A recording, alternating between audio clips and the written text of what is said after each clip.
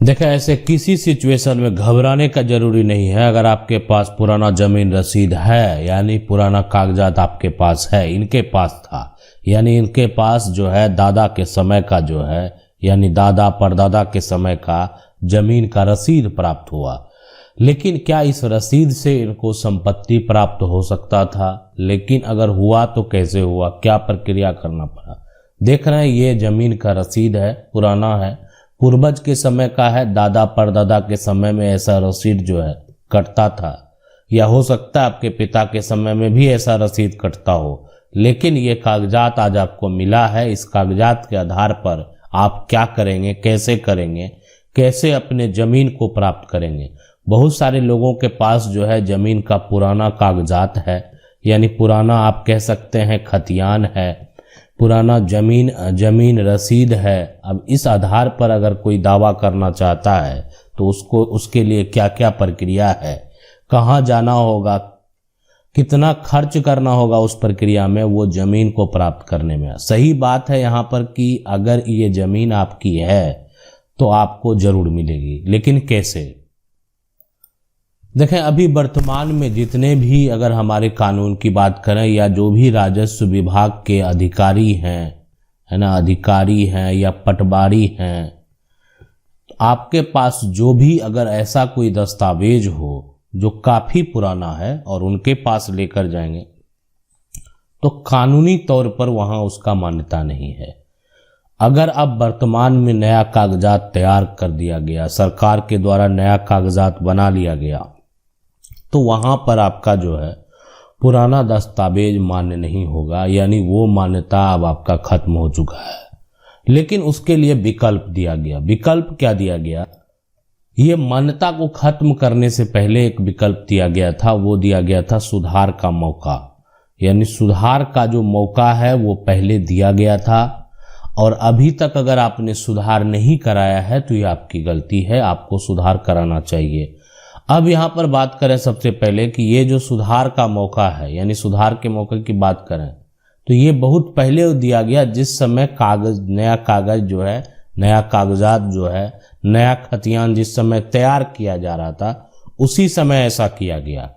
और अभी वर्तमान में अगर यहाँ पर सुधार की मौके की बात करें तो एक यहाँ पर विकल्प है कि आप जो है यानी अपने कागजात को सिविल अपील में लेकर जा सकते हैं। अब इसको लेकर सुप्रीम कोर्ट का क्या फैसला है, यानी सुप्रीम कोर्ट ने कैसे फैसला दिया, क्या फैसला दिया, देखिए ये भी हम आपको बताएंगे कि आखिर कैसे आप जाकर जो है पुराने कागजात के तौर पर क्या विकल्प हुआ है, क्या एक फैसला आया है, सुप्रीम कोर्ट ने क्या फैसला दिया है, ये कैसे देखेंगे। लेकिन यहाँ पर सिविल अपील में जाने के बाद जो है आपको सबसे पहले यहाँ पर अगर बात करें तो जो भी आपके पास कागजात है, पुराना जो है ये रसीद है ना, उसके साथ साथ मान लेते हैं जो है अगर पुराना खतियान भी मिल जाए आपको तो अब आपको यहाँ पर संपत्ति प्राप्त करने से कोई नहीं रोक सकता है। सिविल अपील में जाने के बाद जो है इस पुराने कागजात से आखिर नया कागजात कौन सा बना ये देखना बेहद जरूरी है। यानी सिविल अपील यानी नया कागजात जो है वो क्या बना, तो नया कागजात का जो एरिया है, ये जमीन कहाँ है, यानी जिस जमीन का आप दावा कर रहे हैं जमीन कहाँ पर है, उस जमीन में वो कितना जमीन है, वो जमीन का जो पोजीशन है, यानी उस जमीन का खाता संख्या क्या है, उस जमीन का जो प्लॉट का नंबर है, यानी आप कह सकते हैं खसरा संख्या क्या है। तो जो भी इंफॉर्मेशन है ये इंफॉर्मेशन आपको नया का भी प्राप्त करना होगा कि पुराना कागजात के अनुसार नया कागजात कौन सा कागजात बना। आखिर अगर ये आपको पता नहीं रहेगा तो आप कैसे दावा करेंगे। तो अगर ये स्पष्ट तरीके से आपको पता चल गया, अब है कि ये आप कहेंगे कि हमको कैसे पता चलेगा, तो अगर आपको पता नहीं चलेगा तो आप किसी अमीन जो है जमीन को जो मेजर करते हैं उनसे संपर्क कर सकते हैं, या आप चाहें तो अपना कार्यालय जो है जहां पर दस्तावेज में सारा इन्फॉर्मेशन दर्ज है वहां पर भी जा सकते हैं। लेकिन ये कहीं ना कहीं अमीन के द्वारा जमीन का जो मैप है उस मैप को देखते हुए एक तरह से वो कागजात को निकाल दिया जाएगा कि आपका जो पुराना कागजात था अभी वर्तमान में जो है वो उसका क्या यहाँ पर जो है खाता या खसरा संख्या जो भी इंफॉर्मेशन है वो आसानी से पता लगाया जा सकता है ये लगने के बाद, यानी ये जरूरी है।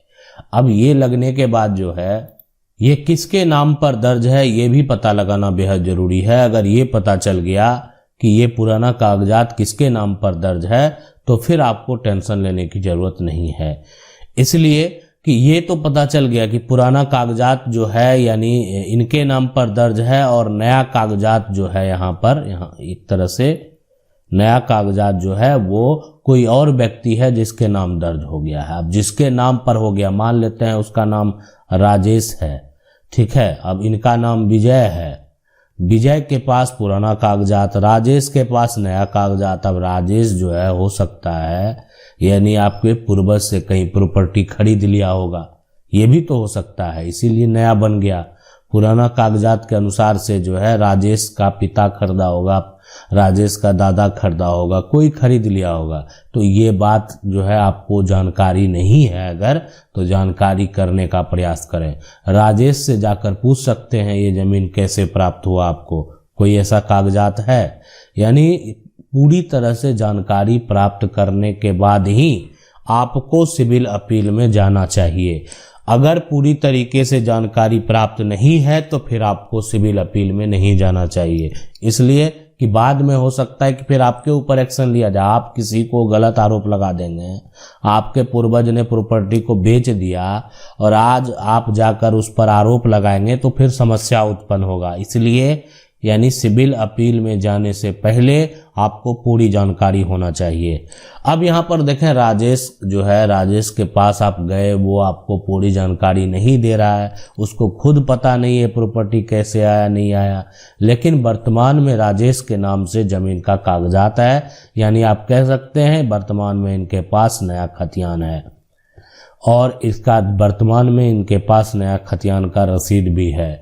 तो आखिर अब आप इस पर क्या करेंगे, केस फाइल करेंगे। सिविल अपील में जब आप जाएंगे तो आप जो है पुराना कागजात के अनुसार जो है उस व्यक्ति को नोटिस करेंगे ये ज़मीन जो है पहले हमारी थी और ये हमारी ज़मीन पर जो है गलत तरीके से इनके नाम पर कागजात बन गया है।